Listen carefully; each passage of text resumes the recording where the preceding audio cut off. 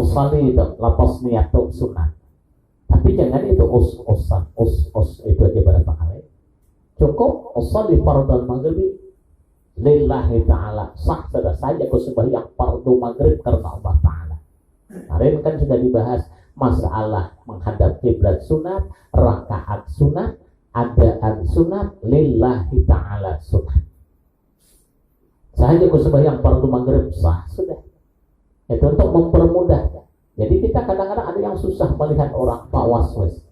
Salah satu di antaranya apa yang penyebab kemarin kan, apa penyebab kita susah untuk ketika takbiratul ihram, apa penyebabnya kita susah untuk berniat dalam sembahyang. Salah satunya kemarin itu orang yang suka meludahi kloset. Meludah di kloset. Dan buang air kecil, buang air besar, berbalik terus dia meludah ke sana. Meludahi itu salah satu di antaranya pelupa orang itu. Salah satunya. Jadi bisa juga tuh amalan orang yang pikun, orang lali itu bisa juga tak? Itu salah satu di antaranya meludahi kloset. Kembali kita. Kemudian juga orang yang meludahi kloset itu salah satu di antara dalam kitab fikih itu bisa mengakibatkan gigi kita kuning. Bukan klosetnya tuh gigi dari itu kata itu gara-gara itu akibat daripada itu. Jangan pulang. Ya bisa gigi kuning nggak kloset kuning. Bukan itu maksudnya. Nah, kembali kita. Jadi bersiwak itu mensucikan bagi mulut. Nah, ini salah satu rahasia daripadanya. Kemudian mendapatkan ridha Tuhan. Tuhan ridha malah apa? Iblis marah. Kemudian menerangkan bagi mata. Nah, ini salah satu orang yang suka memakai waktu terhindar daripada kapur rabun. Terhindar. Salah satu di antaranya orang yang bersiwak ini. Orang yang bersiwak hendak sembahyang bersiwak kan itu tak. Salah satu rahasia daripada orang yang bersiwak itu tidak akan mengalami penyakit bungkuk pinggang karena salah satu penyakit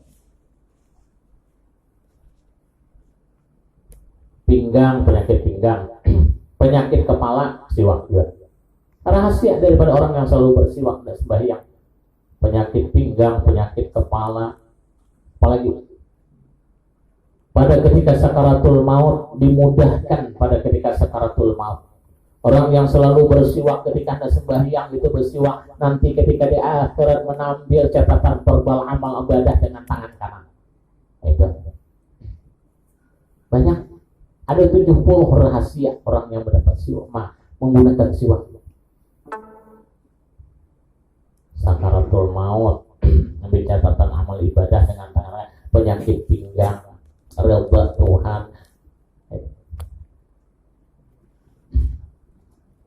Ini orang yang memakai siwak. Ini salah satu sunnah.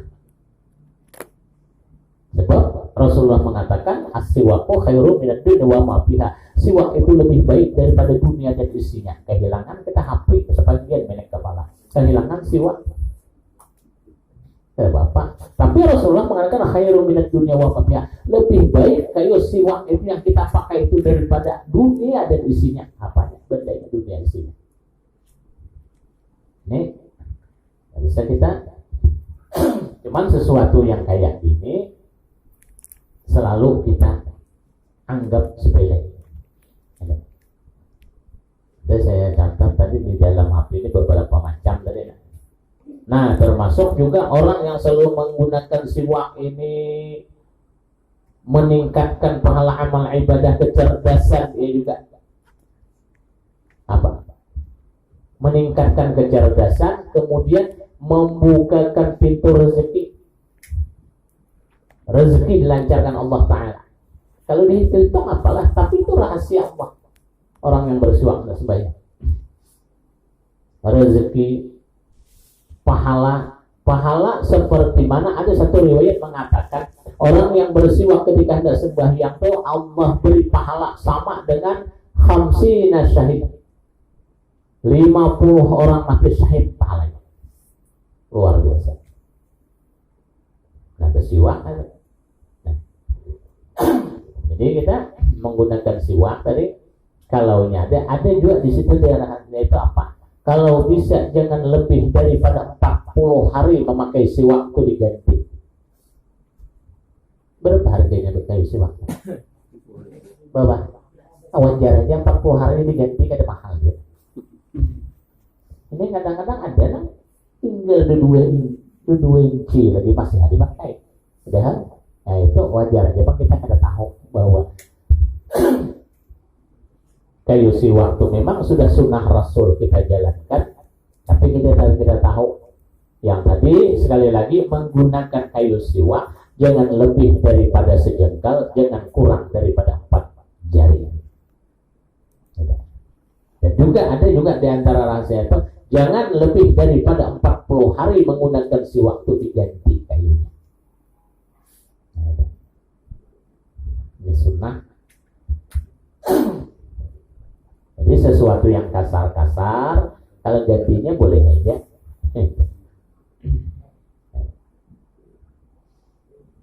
Kemudian sabda Rasulullah sallallahu alaihi wasallam, salatu bisiwakin afdalu min 70 salatan bila siwak. Rawahu Abu Nu'aim dan Hakim. Rasulullah sallallahu alaihi wasallam bersabda, hadis begitu Rasulullah sallallahu alaihi wasallam, 1 rakaat sembahyang dengan bersiwak lebih afdal daripada 70 sembahyang tanpa siwak. Nah, adalah kita beribadah kada tapi ya bersiwak barang. Bersiwak itu kita kadang-kadang bisa juga kawan bawa siwak itu holot lah. Ayo banyakin saja.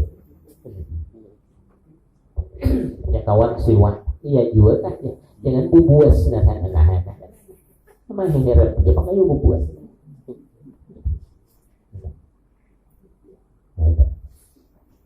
Rasulullah sallallahu alaihi wasallam bersabda, salatu bisiwakin afdalu min 70 salatan bila siwakin. 1 rakaat sembahyang bersiwak itu lebih afdal daripada 70 rakaat sembahyang tanpa siwak. Nah ini luar biasa. Nah ini kita datang orang haji bagian siwak ambil. Dan orang umrah ambil siwak. Limbah itu di mana-mana hilangnya di rumah. Padahal itu luar biasa. Kayu siwak yang sejengkal itu Rasulullah mengatakan khairun minad dunya wa ma fiha. Lebih baik itu daripada dunia dan seisinya. Ini luar biasa. Ada pun kita daripada dibawa ke surau, bawa kemana di Holot, di kawan di rumah aja lah. Menguatkan gigi dengan siwak banyak rezeki dilancarkan Allah, pahala dilipat gandakan. Apa tidak dilipat gandakan 1 rakaat dari sembahyang orang yang bersiwak sama 70 rakaat orang sembahyang tanpa siwak. Kita ini jangankan sehari semalam itu 70 rakaat, yang tarawih 23 rakaat saja balang kambingan gitu. Manu ada apalagi 70 rakaat. Orang ya boleh aja bang masalah ya berguru kita aja masalah bapak suah mencoba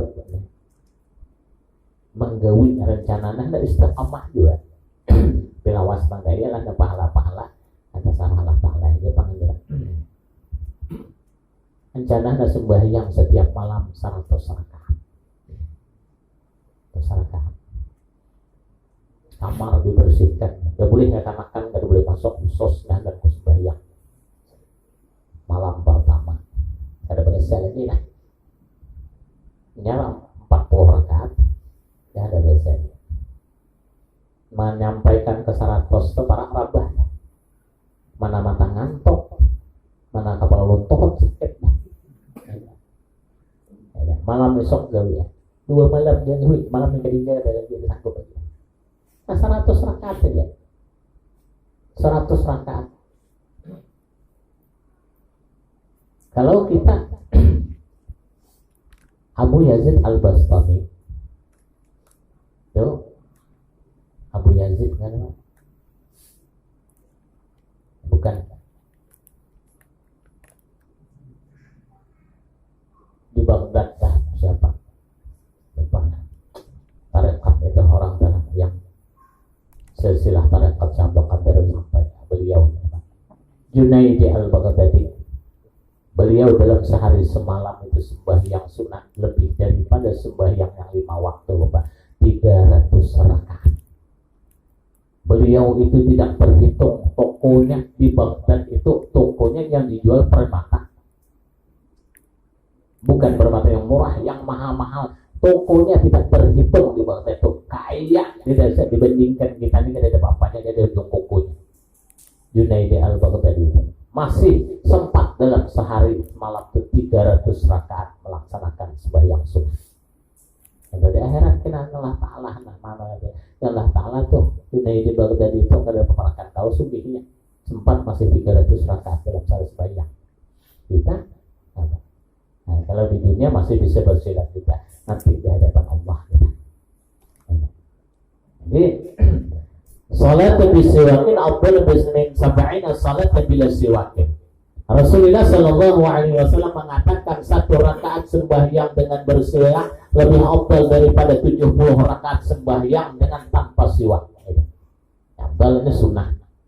Rasulullah pada ketika beliau hendak meninggal dunia mengisyaratkan kepada Siti Aisyah dengan tangan beliau. Siti Aisyah paham daripada ketika itu ngambilkan siwak. Beliau bersiwak. Ini salah satu sunnah. Orang yang bersiwak itu pada ketika beliau bersiwak, selesai bersiwak, beliau menghembuskan nafas terakhir, ialah meninggal dunia. Jadi ini salah satu sunnah. Orang yang selalu bersiwak itu pada ketika sakaratul maut dimudahkan Allah Ta'ala nanti keluar roh daripada tubuhnya. Ini. Kemudian sampai begitu Rasulullah sallallahu alaihi wasallam, laula an asyqa ala ummati la amaratuhum bisiwaqin inda kulli salat. Rawahul Bukhari wal Muslim, sahih hadisnya. Yang artinya jikalau tidak kesukaran, tidak keberatan ya Nabi. Jikalau tidak keberatan atas umatku itu, niscaya akan aku suruh, akan aku wajibkan mereka itu dengan bersiwak tiap-tiap melaksanakan sembahyang. Nah itu. Saking kerasnya tuntutan bersiwak ini, anjuran bersiwak ini sunnah Rasul. Jikalau tidak kesukaran, jikalau tidak merasa berat, kata Rasulullah, umatku itu niscaya akan aku suruh dan menjadi wajib, kata Rasulullah, mereka dengan bersiwak pada ketika tiap-tiap sembahyang. Cuman Rasulullah takut kalau umatnya itu merasa keberatan, jadi tidak dianjurkan Rasulullah. Cuman itu salah satu sunnah dilakukan, fadilatnya besar. Ini yang bersiwak. Jikalau tidak kesukaran, jika tidak merasa berat, kata Rasulullah, atas umatku itu niscaya akan aku suruh wajib mereka itu dengan bersiwak tiap-tiap kali melaksanakan sembahyang. Bab fadilatnya besar. Ini juga termasuk sunnahnya Rasulullah sallallahu alaihi wasallam. Tetapi jangan bersiwak pada ketika puasa, kemudian daripada tergelincir matahari, karena yang demikian itu adalah makruh hukumnya. Nah, bulan puasa itu sembahyang asar atau sembahyang zuhur, sembahyang zuhur jangan lagi bersiwak. Bersiwak batal tidak batal, cuma makruh hukumnya. Bulan puasa sembahyang asar kan sudah tergelincir matahari jauh dah. Nah, maka jangan lagi bersiwak batal tidak, cuman makruh makruh hukumnya. Makruh dikerjakan tanpa dosa, ditinggalkan dapat pahala. Nah, itu. Oh, sama juga itu. Nanti ada dibahas kan. Ketika sembahyang asar, bagaimana masukkan air ke hidung? Jangan lagi. Makruh juga. Oh, bagaimana memasukkan air ke mulut? Itu termasuk kalau berkumur-kumur yang model itu, kalau tuntutan dalam hukum kan itu tuh dianjurkan, itu sudah termasuk makruh juga. Masukkan air ke hidung bulan puasa, itu kan masukkan boleh, tidak pagi boleh kan? Tidak batal, tidak. Batasnya batal itu mana? Bulan Ramadan. Ini terasa sakit di sini. Lamas dan kita masukkan sengaja, masukkan air ke hidung, penghirup, sakit kayak lamas, batal puasa. Dan minggu kemarin kan sudah dibahas kayak apa mengorek hidung bulan Ramadan, tidak batal. Cuman jangan sampai ke atas, bila terasa sakit di atas batal. Sudah bahas juga kita kemarin kan. Oh, bagaimana mengorek telinga bulan Ramadan? Boleh, batasnya ukurannya kelingkingan. Di mana batas kelingkingan? Bila kuku panjang, batal. Boleh aja.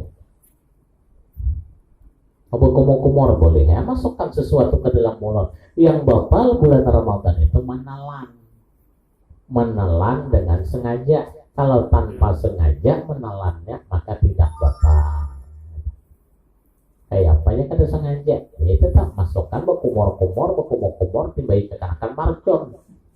Masuk ke dalam langsung. Batal tidak kada sengaja menelan. Itu. Nah, kan kita ngajak boleh jadi kumur nih kan bajunya kan baju apa semur-bor kan. Lain kalau orang di kampung kadang-kadang baju yang karuk atau ada tetalan gitu lah. Kalau kita kan kumur bisa aja sambil menelan orang kada tahu juga. Nah, itu pun walaupun kalau menelan dengan sengaja batal, kalau tidak sengaja maka dianya tidak batal. Jangan bersiwak pada ketika bulan Ramadan, bulan puasa, kemudian daripada tergelincir matahari. Karena yang demikian itu adalah makruh hukumnya. Nah, ini siwak ini salah satu juga diantaranya di sini termasuk rahasia daripada bersiwak itu ketika nanti masuk ke alam kubur. Salah satu diantaranya ada keistimewaan dikasih Allah penghibur di dalam kubur itu. Oh, kayu siwak tuh kamu hibur. Nah, itu rahasia Allah. Bagaimana Allah berikan penghibur itu? Maka di dalam kubur nanti kan sendirian ya. Itu kecuali amal ibadah. Jadi suatu penghibur yang menerangkan kita masuk ke liang kubur itu nanti ada yang dijepit, ada seluas mata memandang, ada nikmatnya luar biasa, ada yang menyesal masuk ke dalam kubur, ada juga orang ahli ibadah yang menyesal di dunia setiap hari sembahyang duha, setiap hari bersiwak, setiap hari melaksanakan sembahyang isyraq, kemudian di malam tahajud, ketika masuk ke liang kubur menyesal, sangat menyesal. Kenapa menyesal? Ya Allah, seandainya saya tahu bersiwak begini istimewanya di dalam kubur. Oh ya Allah, bagaimana seandainya saya tahu 2 rakaat sembahyang duha nikmatnya di dalam kubur. Ya Allah, seandainya saya laksanakan sembahyang tahajud begini lapangnya alam kubur, tidak akan saya laksanakan 2 rakaat sembahyang duha ini. Saya akan tambah. Saya tahu, menyesal bukan menyesal karena azab, menyesal sedikit melaksanakan. Itu tidak ada heran. Hanya orang yang selalu bersiwak ini akan dihibur nanti di alam kubur. Nah, kayak penghiburan itu wallahu a'lam. Yang namanya dihibur itu pasti nikmat. Merasa ada kenikmatan. Salah satu di antaranya kita melaksanakan siwak. Pada siwak ini banyak keistimewaannya. Cuman kita kadang-kadang tidak tahu apa manfaat daripada siwak ini. Namun kami yang gigi palsu ini siwak terlalu tunjul, pacol. Saya juga tapi itu tetap haram. Nah, jadi mudah-mudahan siwak ini walaupun kita kayaknya sepele kita laksanakan, tapi manfaat luar biasa. Kalau bisa, mari sama-sama istiqamah kita laksanakan. Istiqamah. Sekali lagi kita seandainya ada kawan bersiwak, jangan dihorot-horot. Jangan itu adalah sunnahnya Rasulullah, sunnahnya Rasul. Sesuatu. Mudah-mudahan dengan keberkahan daripada itu Allah bukakan kecerdasan, Allah bukakan hidayah, Allah perbaiki perangainya, hidayah daripada Allah Subhanahu wa Ta'ala. Bala yang paling besar bukan kekurangan harta dan uang di dunia, tapi bala yang paling besar ketika hidayah dicabut oleh Allah Subhanahu wa Ta'ala. Nikmat yang paling besar bukan harta yang banyak, bukan uang yang banyak, kesehatan, tetapi ketika Allah beri hidayah pada ketika itu, itulah nikmat yang paling besar di dunia ini. Nah, mudah-mudahan juga dengan kita melaksanakan siwak, hidayah tidak akan dicabut Allah Subhanahu wa Ta'ala. Taufik serta hidayahnya selalu diberikan kepada kita. Bapak Ibu jamaah pengajian yang dirahmati Allah Subhanahu wa Ta'ala, mudah-mudahan dengan pertemuan yang singkat ini ada manfaatnya bagi kita semua. Mari kita istiqamahkan dalam melaksanakan sunnahnya Rasulullah Sallallahu Alaihi Wasallam, terutama kita bersiwak sebelum melaksanakan ibadah. Mudah-mudahan rahasia-rahasia daripada Allah itu Allah berikan kepada kita. Amin, amin ya rabbal alamin. Insyaallah minggu yang akan datang kita akan memasuki tentang masalah bagaimana untuk melaksanakan, termasuk tentang masalah berwudu. Sebelum berwudu rupanya siwak dulu dibahas. Setelah itu baru kita melaksanakan wudu. Mulai apa adab-adab dalam berwudu. Bapak Ibu jemaah pengajian yang dirahmati Allah, pada sini dulu pengajian kita pada malam hari ini. Seperti mana biasa, mungkin di antara kita ada yang pengen bertanya, silahkan. Assalamualaikum warahmatullahi wabarakatuh. Waalaikumsalam warahmatullahi wabarakatuh. Izin guru bertanya Ya. mengenai doa pada saat kita bersiwak. Mungkin itu yang saya dapat sampaikan. Assalamualaikum warahmatullahi wabarakatuh. Waalaikumsalam warahmatullahi wabarakatuh. Di antaranya doa yang ketika bersiwak itu untuk sementara ini belum ada yang melakukan, cuma disuruh hanya sekedar bersiwak. Mungkin pada ketika itu boleh jadi kita niat masing-masing apa yang kita niatkan. Namun doa khusus belum tidak ada. Karena siwaknya yang kita laksanakan itu adalah sunnah. Namun doa pada ketika itu mungkin niat kita masing-masing. Untuk sementara belum ada kita temukan apa doa yang khusus ketika bersiwak. Nah, itu. Dan ada lagi. Assalamualaikum warahmatullahi wabarakatuh. Waalaikumsalam. Mau bertanya, apakah siwak itu harus kayu itu kan bro, atau dengan yang lain gitu bro? Yang pedilah ya, apakah harus kayu itu kan bro? Iya. Terima kasih bro. Ya. Kalau menurut sunnahnya Rasulullah Sallallahu Alaihi Wasallam khusus kayu itu, kayu arak itu khusus. Dan kalau tidak ada kayu pun tidak jadi masalah, sesuatu yang kasar, benda yang kasar. Mungkin itu diantaranya serupan agak kasar, boleh aja, tidak ada masalah. Tapi yang disunahkan menurut sunnah Rasulullah khusus kayu yang seperti mana yang dibawa orang pulang daripada haji itu. Ada lagi. Assalamualaikum warahmatullahi wabarakatuh. Waalaikumsalam. Aku kembali dari masalah kayu siwak, dari masalah subahan bro. Ya. Ini masalah teknis saja mas subahan bro. Kita kadang-kadang kita kan bermakmum, kemudian ada imam dan ada makmum kita. Ya. Yang sering terjadi itu masalah amin. Jadi imam belum menyebutkan amin, makmum sudah bilang amin. Padahal kita sebenarnya kan didahulukan imam baru makmum. Apakah boleh itu bro? Sementara di dalam ceramah-ceramah yang lain mengatakan tidak boleh itu, harus mendahulukan imam daripada makmum. Itu satu. Yang kedua, boleh masalah wudhu. Kita membahas masalah wudhu ini masalah kumur-kumur dan membasuh wudhu. Nah, makna daripada membasuh mulut dan membasuh hidung tadi itu apa maknanya sebenarnya? Apakah kita minta ampun kepada Allah Ta'ala sebelum itu? Apakah ada makna yang lain? Karena rata-rata orang mengambil air wudhu itu sebelumnya membasuh mulut dan hidung. Aku lihat orang-orang mengambil air wudhu itu tahu basuh dengan tangan hidung ketawa. Aku mana mengetahui hal lain daripada makna itu. Assalamualaikum warahmatullahi wabarakatuh. Ketika kita selesai walambolin si makmum lebih dahulu mengatakan amin daripada si imam. Apakah itu boleh? Itu boleh saja. Kan boleh-boleh saja. Bahkan membaca Fatihah pun kita boleh, kita sedikit di belakang imam baca Fatihah, boleh kita baca Fatihah, boleh sama-sama baca Fatihah. Dan ketika mengucap amin itu memang itu disunnahkan bagi si imam atau si makmum. Di situ ketika waladhdallin sunnah mengucap rabbighfirli waliwalidayya, ya Allah ampuni aku dan kedua orang tua, baru mengucap amin.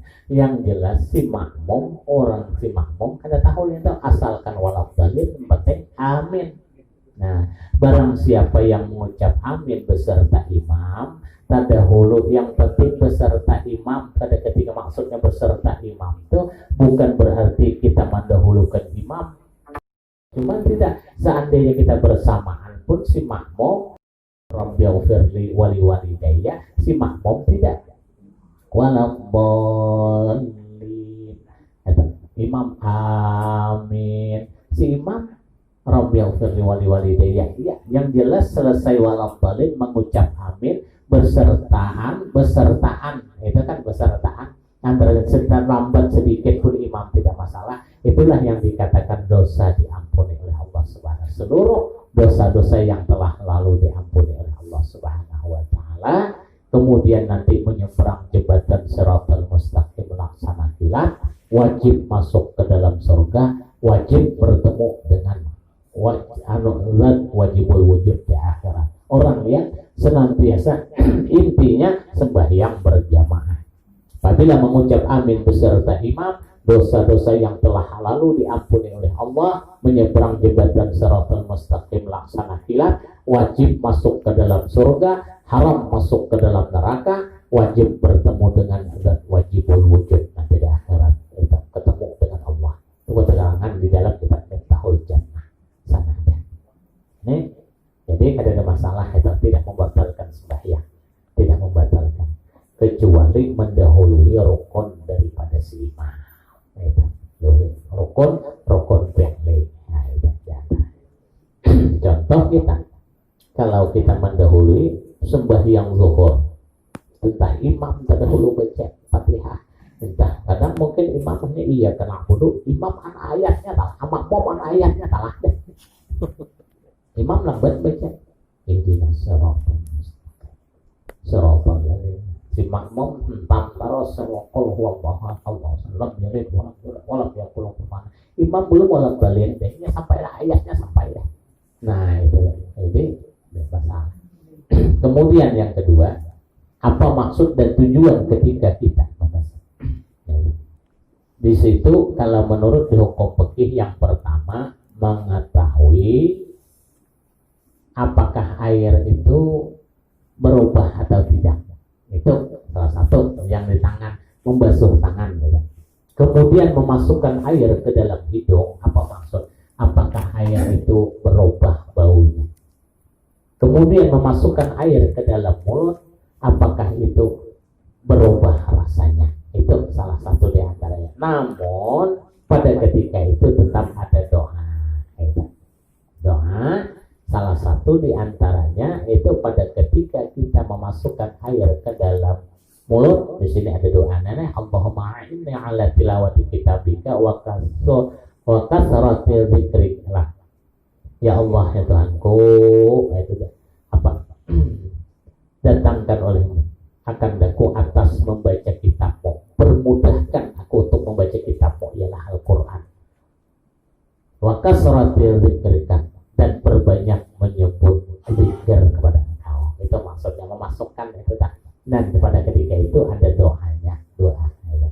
Kalau kita kena hafal ya itu ya Allah, ya. Berilah bimbingan baru untuk itu memperbanyak membaca kitabmu atau zikir kepada Engkau, itu pasti. Itu diantaranya kita salah satu hikmah daripada memasukkan air ke dalam hidung. Yang tadi ya mesti kita tahu asal masukkan aja dalam hidung itu salah satu diantaranya kalau hukum fikih kan mengetahui warna air. Pada tahu sudah air dulu, cuman hikmah di situ pasti ada diberikan. Mencium masukkan air ke hidung, apakah berubah bau air ini? Kemudian masukkan air ke dalam mulut, apakah berubah rasa air itu? Ya tiga kan, warna, rasa, bau gitu kan. Air yang untuk bisa diambil untuk melaksanakan wudu gitu. Mungkin itu dari yang lain. Tambah sedikit guru. Iya. Kan sembahyang zuhur itu kan guru, imam kan hampir tidak bersuara tuh guru. Ketika imam membaca Fatihah kan kita kan tidak tahu tuh guru. Iya. Entah sampai di mana selesainya atau di mana akhirnya ini guru. Sama-sama pada ujian kan. Ada itulah pada intinya guru deh. Nah, untuk mengetahui imam akhir daripada membaca Fatihah itu bagaimana itu caranya tuh guru? Pada ketika sembahyang zuhur dan asar si makmum baca masing-masing. Yang jelas ketika fi'liyahnya cuma yang kita berimaman. Kalau baca masing-masing. Tanpa mengetahui sampai di mana batas, entah imam baca ayat, entah imam kada, itu yang penting kita si makmum baca apa? Fatihah, baca ayat. Imam kada membaca itu kada masalah, kada perlu mengetahui tentang itu masing-masing. Yang jelas kita mengikut imam tuh pada ketika fi'liyahnya.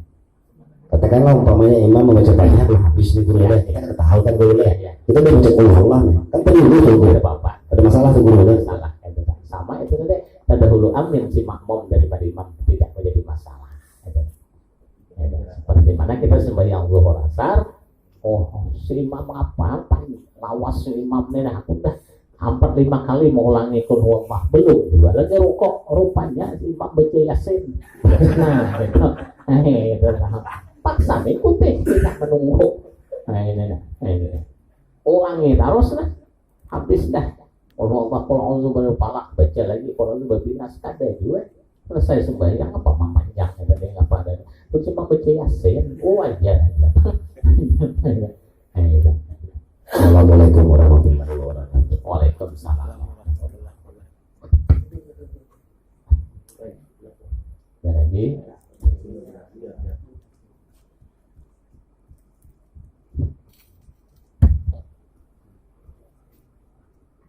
Bismillahirrahmanirrahim. Assalamualaikum warahmatullahi wabarakatuh. Waalaikumsalam. Mau bertanya guru. Ya. Di sini saya punya orang tua. Orang tua saya sudah lanjut usia. Jadi saya bertanya sini tentang bersiwak. Karena orang tua itu memakai gigi palsu. Jadi gimana tata caranya untuk bersiwak supaya bisa mendapatkan pahala siwak tersebut? Seperti itu. Jadi yang kedua yang saya tanyakan di sini tentang sholat. Jadi mengerjakan sholat itu kan terutama yang wajib kan adalah niatnya.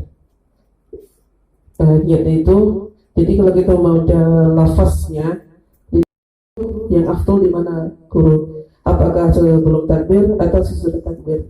Seperti itu. Ya. Assalamualaikum warahmatullahi wabarakatuh. Waalaikumsalam.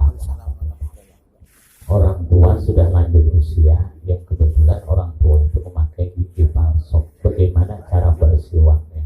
Tetap gigi yang ada itu digosok mulai dari sebelah kanan ke kiri, sebelah kanan ke kiri. Gigi yang ada itu bukan dibuka giginya, gusinya karena berdarah tidak ada itu. Tetap gigi yang ada. Oh, orang kada bergigi ya banyak. Orang kada begini gusi aja kan bisa sadang aja sampai dengan berdarah kan mana lah bisa banyaknya dia nggak tahu udah gusi aja dihantam kayu itu lain lawanannya selesai. Jadi kita bagaimana ambil sunnahnya aja. Kalau memang gigi palsu ya itu dari kanan ke kiri saja. Kemudian yang sebelah kiri kanan tuh ditekan ke atas sedikit, yang sebelah itu maksudnya sedikit lah dia tekan ke atas membersihkannya. Cuman jangan membersihkan tuh dari atas ke bawah. Yang dari atas ke bawah itu cuman langit-langit. langit pun disuruh juga disiwaki. Kemudian juga lidah suruh juga disiwaki, sunat juga disiwaki, tapi dengan atas ke bawah atau bawah ke atas. Itu maksudnya sebenarnya. Tapi yang kebanyakan siwak itu gigi. Jadi orang yang itu bagaimana caranya? Itu gigi palsu itu kan yang ada. Itu tumbuhnya gigi di situ. Nah itu kan. Teman, kalau memahami kesunahannya juga kayak apa? Begigi kada lagi usi. Jangan ada dia sadar aja lah. Seperti pupuk sedikit tapi kira agak jangan yang tajamnya mantap ke musik. Pupuk sedikit. Mon kayunya itu kan ngusur itu lain musuhnya. Nah, kemudian yang kedua, meletakkan niat. Lepas niat sunnah. Usolli fardal maghribi salasa raka'atin mustaqbilal qiblati adaan mahmuman lillahi ta'ala. Itu sunnah. Yang wajib niat di mana? Di dalam hati. Apa niat? Allah, ketika Allah di dalam Allah telah di situ tuh lintaskan niat, aku sembahyang saja, aku sembahyang fardu maghrib saja, aku sembahyang fardu zuhur saja, aku sembahyang fardu isya saja, aku sembahyang fardu maghrib saja, aku sembahyang fardu subuh. Allah, dalam Allahnya tuh makanya Allah. Nah kayak membaca aku sembahyang fardu, bukan berarti aku sembahyang fardu maghrib. Allah itu bukan niat, itu bacaannya. Yang niat itu di dalam hati. Cukup lintasan aku sembahyang fardu maghrib, sah sudah. Itu cukup dah. Yang dimaksud kompeka setara lain cukup sudah. Aku sembahyang fardu maghrib, sah sudah. Oh kalau kami menjadi makmum kayak apa? Boleh selesainya itu sebelum kita rokok berniat aku mengikuti imam. Dalam hati lah mengikuti imam boleh. Walaupun dalam yang jelas menurut mazhab Imam Syafi'i wajib lapas niat itu di dalam takbir ketika Allahu Akbar. Nah itu apa panjangkan ya tadi tuh kayak apa cara membacanya di dalam hati. Kalau orang dah biasa Allahu Akbar, ketika Allah Akbar dah lintasan aku sembahyang fardu maghrib terus ini yang itu di dalam takbir gitu. Kan ada lagi yang lain?